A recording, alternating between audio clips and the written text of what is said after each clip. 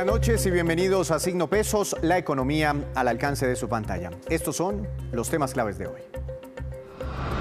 Insólito desperdicio de comida. A pesar de la pandemia y de la crisis de muchos hogares, este año se reportaron, escuche bien, 10 millones de toneladas de alimentos que terminaron en la basura. Los detalles fueron revelados durante un foro virtual organizado por FENALCO.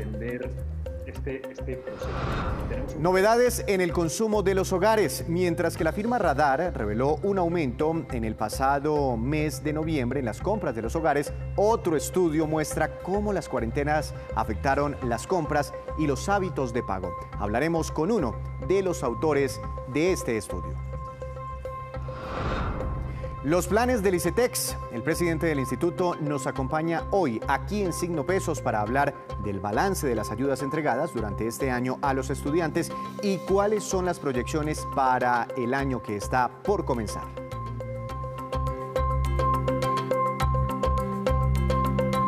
Y comenzamos esta emisión hablando de un tema que suena insólito. Y es que en plena crisis de los hogares, los alimentos que terminaron este año en las canecas de la basura se cuentan por millones de toneladas. Según un informe revelado hoy por FENALCO en medio de un foro, fueron 10 millones de toneladas de comida desperdiciada. Lo que debemos saber es que con estos alimentos que estamos perdiendo y desperdiciando, es decir, botando la caneca hoy en Colombia, podríamos alimentar 8 millones de personas al año. Y esto equivale a toda la población de Bogotá, u 8 veces la población de La Guajira. Y es algo en lo que se debe hacer bastante énfasis en un momento en el que el 54% de nuestra población tiene inseguridad alimentaria, en el que 2.7 millones de personas tienen hambre crónica. Y no se puede desconectar, digamos, que esa realidad del desperdicio con la realidad de la situación alimentaria de nuestros pueblos. Sabemos, y estas son cifras antes de pandemia, que nuestros bancos de alimentos rescatan al año 25.000 toneladas de alimento en promedio, que mejoran las condiciones alimentarias de 651.000 personas en situación de vulnerabilidad. También sabemos que en el marco de la pandemia, y estas cifras son a octubre, nuestros bancos de alimentos han rescatado y gestionado 52.000 toneladas de alimentos y han impactado 2.8 millones de personas en Colombia. El retail moderno, las grandes cadenas, pueden aportar 168.000 toneladas al desperdicio, pero el resto del comercio estaría aportando 1.486.000 toneladas. El resto del comercio, estamos hablando de las pequeñas tiendas, superetes, las plazas de mercado, los comercios en los pueblos. Hay un volumen grandísimo de comercialización de alimentos que se sale de lo que se alcanza a medir, del espectro en el que se alcanza a medir. Muy triste esta noticia y más cuando el DANE ha reportado que por la pandemia millones de colombianos pasaron de comer 3 comidas al día a tan solo 2. Ahora vamos con esta que es la cifra económica del día, 4,71%, y corresponde al aumento que se registró en el consumo de los hogares colombianos o en los gastos de los hogares durante noviembre de este año. Según la firma Radar, que presentó este reporte, se trata del tercer mes consecutivo en que crece el consumo en nuestro país. Además, revela que en el mes pasado este gasto de los hogares llegó a los 63,5 billones de pesos, jalonado por el tercer día sin IVA y el adelanto en el pago de la prima por cuenta de muchas empresas. Y aunque para muchos puede resultar obvio que las cuarentenas afectaron las compras presenciales de los colombianos, solo hasta ahora se realizó un estudio muy serio que midió realmente el impacto en toda su dimensión. Para hablar de este reporte le doy la bienvenida al doctor Juan Pablo Espinosa. Él es el director de Investigaciones Económicas Sectoriales y de Mercado del Grupo Bancolombia. Doctor Espinosa, buenas noches. Gracias por estar aquí nuevamente en Signo Pesos. Hola Víctor, un saludo para usted y para toda la audiencia. Doctor Espinosa, ¿cuánto disminuyó la presencia de personas, de clientes en los almacenes, en los supermercados por la pandemia? ¿Cómo fue esa reducción en la movilidad? Bueno, Víctor, esa es una pregunta muy importante porque, como usted decía, parece obvio pensar que lógicamente la pandemia y las medidas de cuarentena que se tomaron en el país tuvieron una incidencia sobre la manera en la que los colombianos vivimos la cotidianidad, pero en realidad cuando uno analiza las cifras que Google reporta en relación con el movimiento de las personas entre los diferentes sitios que utiliza en su cotidianidad, sea la casa, el trabajo, los establecimientos comerciales, justamente la visita a comercios, a sitios como cines, como sitios de entretenimiento, cayó en el mes de abril aproximadamente un 85%, lo cual lógicamente pues tuvo unas consecuencias económicas bastante importantes en nuestro país.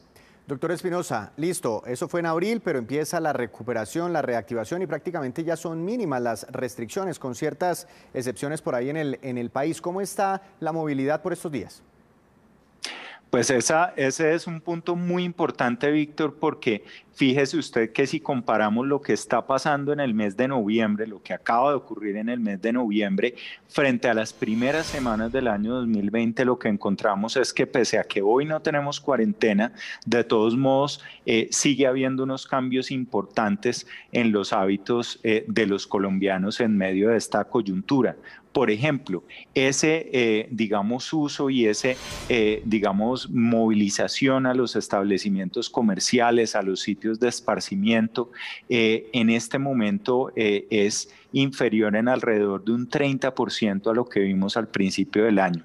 Eso quiere decir que independientemente de las decisiones que toman las autoridades, también hay una preferencia por parte de muchos colombianos de optar por quedarse en casa, y ese tipo de decisiones terminan impactando la manera en la que los colombianos consumimos, y lógicamente eso termina teniendo efectos sobre toda la economía, porque tenemos que recordar que el consumo que hacemos las familias colombianas tiene un peso del 70% en todo el gasto agregado de la economía. Seguramente la gente tratando de cuidarse todavía del virus. ¿Y qué impacto tuvo esa reducción o está teniendo esa reducción que se mantiene en la movilidad en las compras de los hogares colombianos?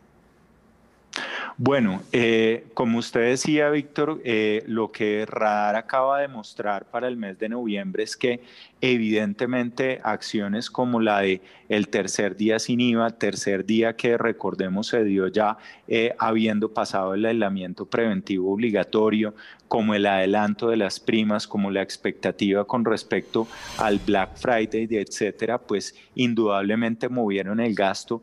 Pero aún así, a pesar de esos efectos positivos, lo que encontramos es que sigue habiendo un segmento importante de la población colombiana para la cual la pandemia ha implicado un cambio importante en la manera en la que se consume y en la que en general se gasta. Lo que evidenciamos, y es también, digamos, un hallazgo bastante interesante de este estudio, porque encontramos por diversos niveles de ingreso lo que viene ocurriendo con la manera en la que las familias están consumiendo, que los hogares que tienen un mayor nivel de ingreso, que son un porcentaje relativamente reducido de la población, pero que tienen un poder adquisitivo importante, son justamente los que hoy en día están gastando menos que antes de la pandemia. Eso lógicamente depende de muchos factores, pero hay uno puntual muy importante, y es que gran parte de la manera o del consumo de estas familias de alto poder adquisitivo se da justamente en servicios como el entretenimiento, el turismo, los viajes, que han sido pues bastante afectados por las medidas de contención sanitaria. No, y si a eso le sumamos, pues que ya muchos de ellos no tienen que desplazarse a su trabajo para trabajar, sino que lo pueden hacer desde casa. Pero doctor Espinosa, seguramente también cambiaron los hábitos, las modalidades de pago, los medios de pago. ¿Ustedes qué encontraron al respecto? Fíjese, Víctor, que es algo que es bien llamativo, que llama mucho la atención, y es que todos sabemos pues que en medio de estas circunstancias el comercio electrónico, el uso de plataformas de internet como medio no solamente para trabajar, para comunicarnos, sino también para consumir, pues ha ganado un protagonismo importante, y en ese sentido pues se ven crecimientos de 2 dígitos en la facturación de ese tipo de negocios, pero lo que nosotros encontramos también analizando en detalle las cifras es que a pesar de ese crecimiento, los colombianos seguimos gastando primordialmente en comercios físicos, y esa condición, ese hecho de que todavía tengamos unos niveles relativamente bajos de penetración del comercio electrónico, pues lo que hace es que al haber tenido una cuarentena bastante prolongada, una de las más largas pues del mundo, y también al hecho de que comparativamente con otros países de América Latina nos hayamos quedado más tiempo en casa, pues ha tenido lógicamente una repercusión importante sobre el gasto y sobre esa vía, sobre el crecimiento de la economía que al día de hoy estamos aproximando que puede llegar a contraerse en este 2020 entre un 7 y un 7,5%. Doctor Espinosa, nos hablaba usted de los estratos más altos, pero ¿tiene alguna información de los demás estratos, del comportamiento de los demás colombianos? Así es, justamente a medida que nos vamos desplazando hacia abajo en la pirámide socioeconómica del país, lo que encontramos es que las familias de menor ingreso han sido las que han venido recuperando el nivel de gasto en una proporción más importante, y eso está asociado primero a las mismas tendencias de movilidad, a aquel hecho de que hoy en día estamos teniendo la posibilidad, digamos, de visitar establecimientos comerciales como no lo hacíamos durante la cuarentena. Ha incidido en que haya habido un repunte del gasto de esos hogares. En segundo lugar, a que las medidas que ha venido tomando el gobierno para apoyar justamente a esos hogares, el ingreso solidario, la devolución del IVA, todos estos mecanismos que han probado además aplicarse muy rápidamente han sido realmente un factor que ha marcado una diferencia en el comportamiento de estos hogares. Y el último componente también que está relacionado con esto es la bancarización, porque cada vez más colombianos, por cuenta de toda esta coyuntura, han tenido la posibilidad de acceder a productos financieros, y esa puerta de entrada pues les ha permitido también poder recibir créditos y poder, digamos, cumplir con ciertas aspiraciones de compra que antes no se podían realizar, pues al no poder tener, digamos, mecanismos de financiamiento con los que hoy en día sí cuentan. Pues doctor Espinosa, muy interesante su estudio y muchas gracias por acompañarnos esta noche aquí en Signo Peso. Seguiré. Y una de las entidades que jugó este año un papel muy importante, clave para miles de estudiantes universitarios, fue el ICETEX, que se encargó de diseñar y ejecutar numerosas formas de ayuda para que los jóvenes no desertaran de sus carreras o tuvieran que aplazarlas. Para hablar del balance de esos alivios, saludo a esta hora al doctor Manuel Acevedo Jaramillo. Él es el presidente del ICETEX. Doctor Acevedo, buenas noches. Gracias por estar aquí nuevamente en Signo Pesos. Víctor, muchísimas gracias por la invitación. Es un gusto poder compartir con todas las personas el avance en ICETEX. Doctor Acevedo, casi a mediados de diciembre, ¿cuál es el balance de esta institución del ICETEX en este 2020? Bueno, nos trazamos 3 grandes objetivos en medio de esta situación de pandemia. Primero, poder otorgar un plan de auxilios amplio y generoso que ayudase a las familias y a los jóvenes que tenían dificultades. El segundo de ellos, poder trabajar de la mano con las instituciones de educación superior para prevenir la deserción. Y el tercero, avanzar en el ejercicio de transformación y fortalecimiento de ICETEX. En materia de auxilios, con corte a mediados de diciembre, vamos a alcanzar 120,000 jóvenes que recibieron algún tipo de auxilio con las obligaciones que tienen con el instituto. La que más se utilizó, la interrupción temporal de pagos. Estamos hablando de casi 45,000 que durante este periodo de tiempo no tuvieron que hacer ninguno de los pagos que estaban programados por el ICETEX. Seguido, con el orden de 32,000 personas, de una reducción de los intereses al IPC. De igual manera, en materia de deserción, evidenciamos que los jóvenes que disfrutan de algunos de los programas de la entidad pudieron continuar con sus estudios, renovaron sus créditos educativos, lo que significa que siguen estudiando, y vimos como hubo un aumento significativo de jóvenes que solicitaron por primera vez un crédito que no están en primer semestre, sino que están en segundo, tercero, quinto o séptimo. Es decir, si no hubieran accedido al crédito educativo, posiblemente no hubieran entrado o no hubieran continuado en su proceso de formación. Y finalmente, las grandes inversiones hechas en materia de tecnología y procesos que van dando cuenta de ese proceso de transformación y mejora en el que estamos comprometidos con el señor presidente Iván Duque. ¿Y usted tiene de pronto alguna cifra de cómo estos programas del ICETEX ayudaron, contribuyeron para que la deserción no fuera tan alta? Efectivamente, detectamos que en el caso de los jóvenes que tienen crédito con ICETEX, tenemos un porcentaje inferior al 7% de jóvenes que no renovaron. Este es un porcentaje muy en línea con lo que ha sido históricamente la renovación de los créditos. De esta forma podemos afirmar categóricamente que los jóvenes que tienen un programa de ICETEX cuentan con los medios y recursos necesarios para seguir avanzando en su proceso educativo, a pesar de los inmensos desafíos que para las familias representó esta situación de pandemia. Debo también anotar, aumentamos el valor del crédito de sostenimiento. En este momento tenemos 1.200 jóvenes que por primera vez solicitaron crédito de sostenimiento, el cual es de 8 salarios mínimos por semestre, el que incluye a partir de este año la posibilidad de adquisición de equipos de cómputo y paquetes de conectividad. Esto es esencial para poder garantizar la permanencia en un entorno donde la educación hoy se desarrolla tanto de manera presencial como virtual, de acuerdo con las disposiciones de salud.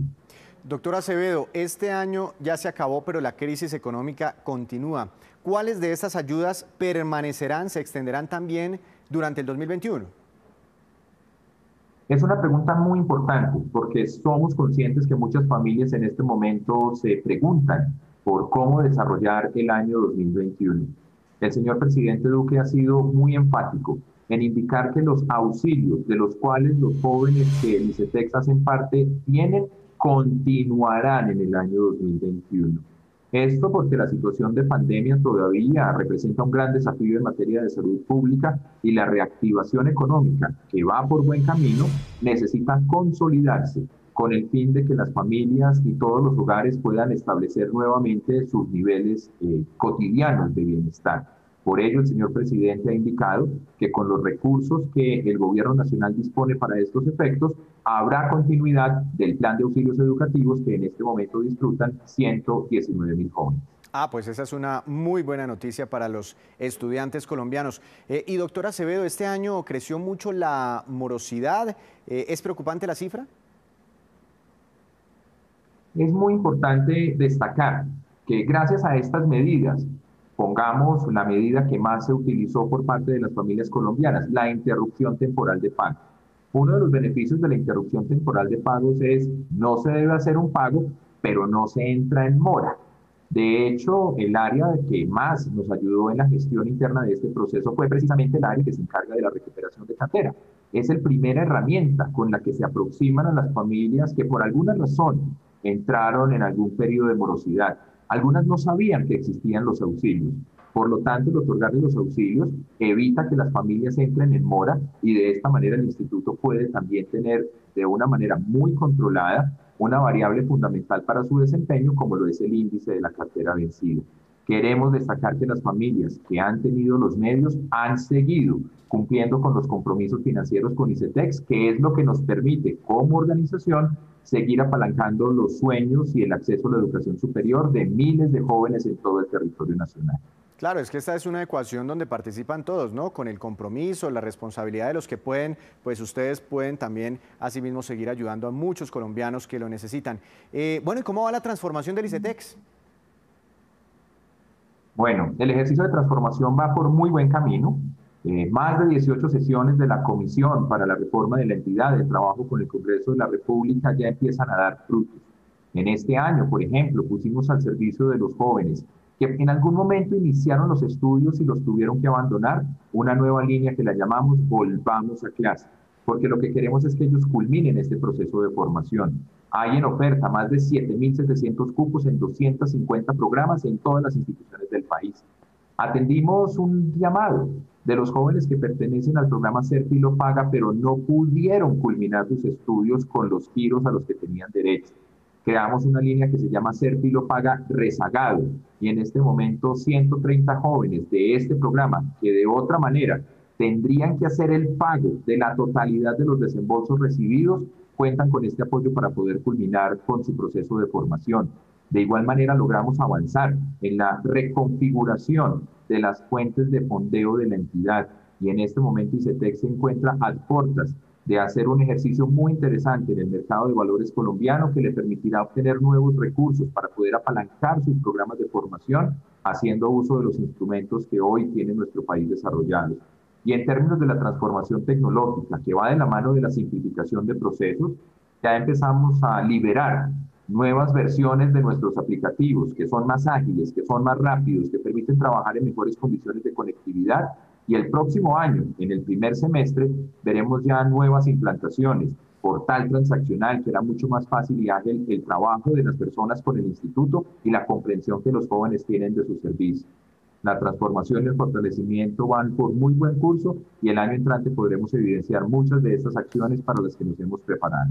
Doctora Acevedo, muchas gracias por entregarnos este balance, por hablar también del próximo año para el ICETEX. Que tenga una feliz noche. Gracias por estar aquí en Signo Pesos. Víctor, muchísimas gracias siempre por abrirnos el espacio. Esta es una entidad al servicio de las familias y de los jóvenes y queremos permanentemente honrar ese compromiso.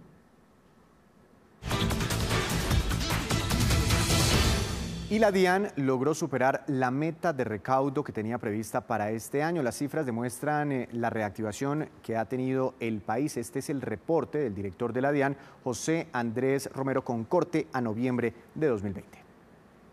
Hoy quisiera darles el reporte del recaudo al mes de noviembre. Lo primero que hay que decir es que estamos muy contentos con los resultados. Hemos no solamente conseguido la meta, sino que la hemos superado en 1.5 billones de pesos. El recaudo a este mes es de 136.4 billones. ¿Qué significa esto?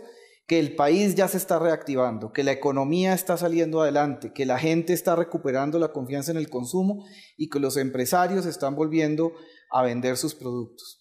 Por otra parte, estos grandes resultados de recaudo en gran parte se deben al trabajo dedicado de los funcionarios de la DIAN, a la buena administración y gerencia de cada una de las 54 direcciones seccionales, en donde sin duda se ha hecho una gran gestión. Hemos llegado a 12.4 billones de pesos de recaudo por gestión de cartera y a 7.99 billones por gestión de fiscalización. Esta es una cifra histórica, llegar a los 20.5 billones de recaudo por gestión en lucha contra la evasión, en lucha contra los que no cumplen con sus obligaciones tributarias es muy importante porque le manda un mensaje a la Colombia honesta, a los empresarios honestos, de que hay que cumplir y que estamos haciendo cumplir la ley también para los que no cumplen. Este es un gran motivo para poder matar esta noticia de optimismo en la reactivación económica, pero también de orgullo por la gran labor que se está realizando en la entidad. Claro está que se están cumpliendo las metas sobre unos nuevos pronósticos. Esa meta tuvo que ser rebajada en medio de la pandemia. Estamos hablando de la meta de recaudo tributario, pero sobre esa nueva meta pues están cumpliendo entonces los planes del gobierno. Hacemos otra breve pausa, pero ya les contaremos cómo la tecnología ha facilitado y disparado el envío de remesas desde Colombia hacia Venezuela. En segundos, en la movida empresarial. Llega la hora de la movida empresarial con Juan Fernández. Buenas noches, Juan. Adelante con su tema para hoy. ¿De qué se trata? Víctor, buenas noches. Hoy le voy a hablar de envío de dinero hacia Venezuela y fintech, estas compañías que sin ser bancos prestan servicios financieros a través de la tecnología. Al final, todo el tema de la migración venezolana hacia Colombia pues ha abierto espacios de negocio en ese rubro. Hace algún tiempo hablaba aquí, Víctor, usted lo recuerda, de Value, esta plataforma para el envío de remesas desde Colombia hacia Venezuela, que por ejemplo en sus transacciones debe andar por los 30.000 usuarios que la han utilizado, y es la aplicación que mayor número de transferencias a ese país puede tener. Funciona cargando el dinero a través de puntos físicos y desde la aplicación se envían a cuentas de banco de quien ha descargado la aplicación a Venezuela. Esas transacciones se respaldan en criptomonedas, lo que ha hecho el tema bastante novedoso. Lanzada en 2018, sus números han crecido de manera importante, tomando distancia al negocio de las remesas tradicional, ofreciendo comisiones bastante más bajas. Lo nuevo con la compañía, y por eso le hablo hoy del tema, está con una ronda de capital semilla por $5.250.000 en ese paso por expandir sus servicios a otros países de América Latina y desarrollando también esos sistemas de cumplimiento que les faciliten acuerdos con instituciones financieras reguladas. Claro que lo recuerdo, Juan. ¿Y qué tan grande es el negocio de las remesas hacia Venezuela? Pues Víctor, ese negocio de enviar dinero a Venezuela es grande, medirlo no es fácil, pero hay varios indicadores. El Banco Interamericano de Desarrollo habla de unos 2.000 millones de dólares año, la firma Ecoanalítica dice que son 3.500 millones, buena parte de ellos desde Colombia. Por otro lado, se dice que más del 90% de los envíos de dinero a Venezuela se hacen por canales informales, cambistas o mercado negro, donde las tasas son altísimas. Ahora, en Colombia hay más de 2 millones de venezolanos y eso ha despertado el interés de otras compañías por el negocio de envío de dinero. La plataforma Te Paga, por ejemplo, ha ideado para los migrantes venezolanos una opción para poder hacer trámite desde teléfonos móviles y así acceder a cuentas de ahorro en Colombia. Así es que, Víctor, pues este tema del envío de dinero a Venezuela marca una nueva oportunidad de negocio que crece en compañías y también en el financiamiento de las mismas. Juan, muchas gracias. Feliz fin de semana. Lo esperamos el próximo lunes con más información.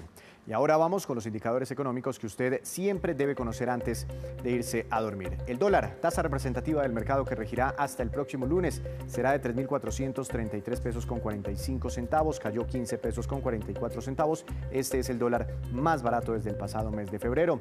El petróleo de referencia Brent para Colombia cayó 0,52%. Se ubicó en $49 con 99 centavos por barril, casi $50.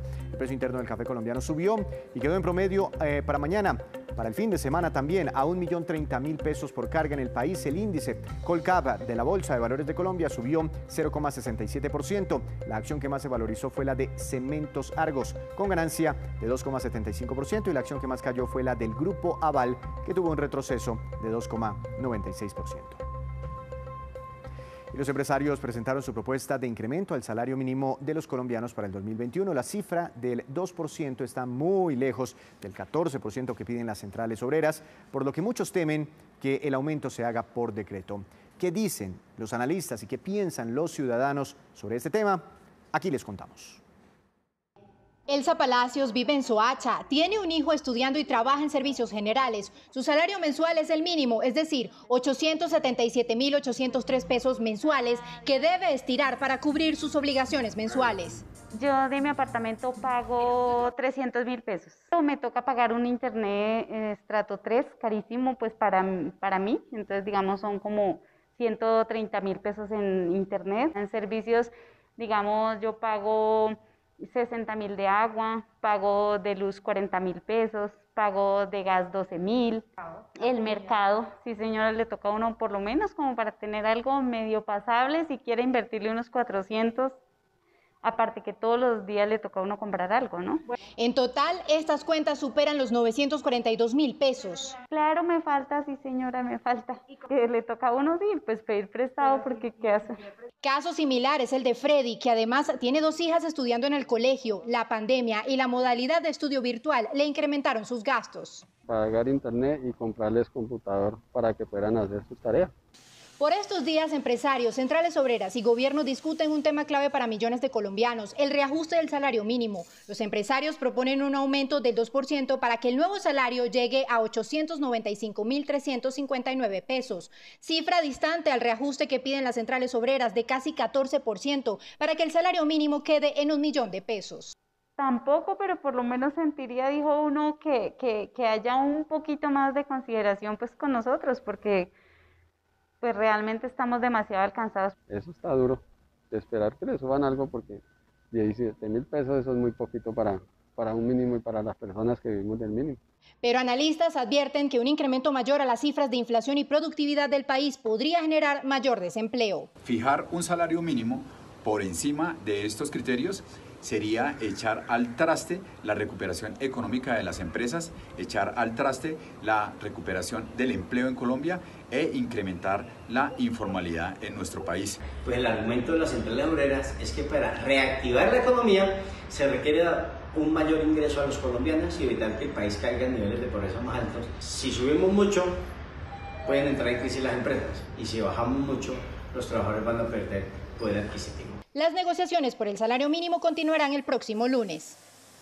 Va a ser muy difícil una salida negociada. Antes de despedirnos, los dejo con el siguiente dato. Como siempre, Canalco presentó un informe sobre las llamadas mermas, es decir, la pérdida de mercancías en los establecimientos comerciales por diferentes causas. El año pasado, y por cuenta de robos internos y externos, es decir, de personal interno y de clientes, las cifras fueron las siguientes: ascendieron a 165.000 millones de pesos. Se detectaron 146.300 casos. En el centro del país se registraron el 54% de los casos, en la costa Pacífica 19% y en la costa atlántica el 15%. Así terminamos por hoy, pero los esperamos el próximo lunes con una nueva emisión y con toda la información económica que usted siempre necesita saber. Recuerde, esto es Signo Pesos, la economía al alcance de su pantalla. Que tenga una feliz noche, también un feliz fin de semana.